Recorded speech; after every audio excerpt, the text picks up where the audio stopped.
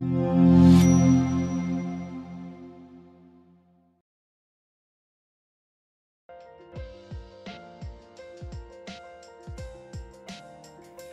Beetroot కూర చేయడానికి కావాల్సిన ఇంగ్రీడియంట్స్ చూద్దాం. నేను 2 బీట్రూట్స్ తీసుకున్నాను. ఇది ముగ్గురికి కానీ నలుగురికి కానీ వస్తుంది కూర. చూడండి ఎంత చిన్నగా తరిగాను, క్యూబ్స్ లాగా. ఇలా తరిగితే పిల్లలు దీన్ని వెంటనే నవలడానికి ఈజీ అవుతుంది. దీనికి కావలసిన పోపు దినుసులు మినపప్పు, శనగపప్పు, కరివేపాకును కూడా కట్ చేశాను, ఎందుకంటే పిల్లలు ఏరేస్తారని. 4 మిరపకాయల్ని, ఎండుమిర్చిని కట్ చేసి పెట్టాను. కావలసిన ఇంగువ, పసుపు, ఆవాలు, కావలసినంత సాల్ట్. బీట్రూట్ ఉడకడానికి ఎక్కువ టైం తీసుకుంటుంది కాబట్టి బీట్రూట్ నేను కుక్కర్లో 5 విజిల్స్ వరకు పెట్టి ఉడికిస్తాను. ఇప్పుడు కుక్కర్లో మనం 5 విజిల్స్ వచ్చేంత వరకు వెయిట్ చేద్దాం. కుక్కర్లో ఉడికించిన బీట్రూట్ని నేను గిన్నెలోకి తీసుకున్నాను.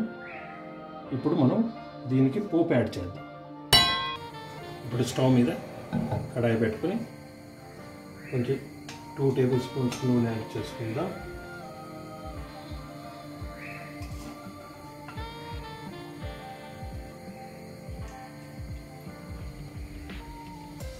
ఇప్పుడు నూనె వేడైన తర్వాత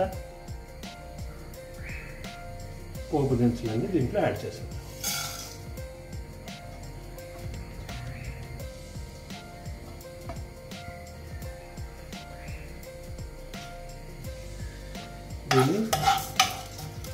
దీంతో పాటు మనం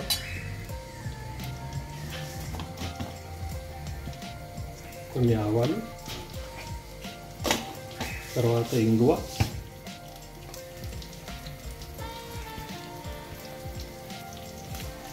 వేసి ఇప్పుడు వేయిద్దాం.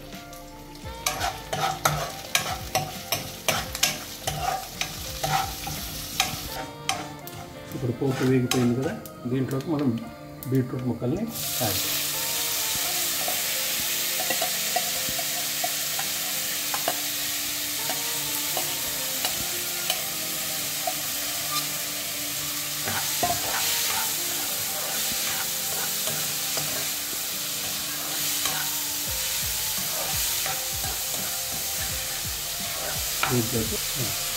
దీంట్లో కావలసినంత ఉప్పుని యాడ్ చేయాలి.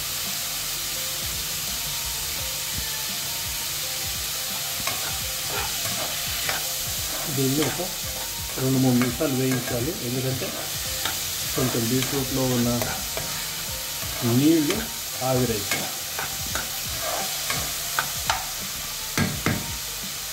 దీంట్లోకి ఇప్పుడు ఒక 1/2 స్పూన్ పసుపు యాడ్ చేసుకుని ఒకసారి కలిపి, ఇందాని ఇంగ్రీడియంట్స్లో చెప్పడం మర్చిపోయాను,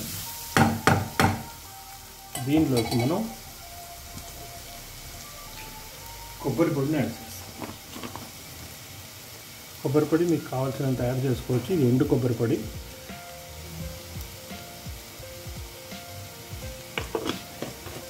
ఇప్పుడు దీన్ని బాగా కలుపుదాం.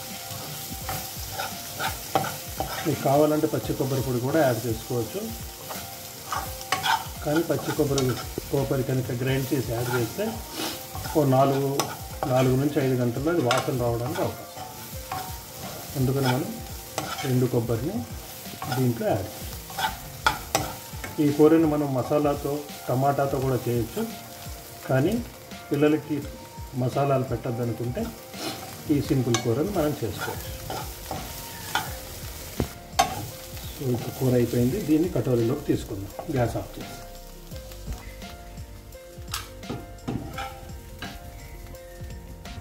దీన్ని వేడన్నంలో కానీ చపాతీల్లో కానీ మనం తినచ్చు. Thank you for watching. మీకు రెసిపీ నచ్చితే ప్లీజ్ లైక్ అండ్ సబ్స్క్రైబ్.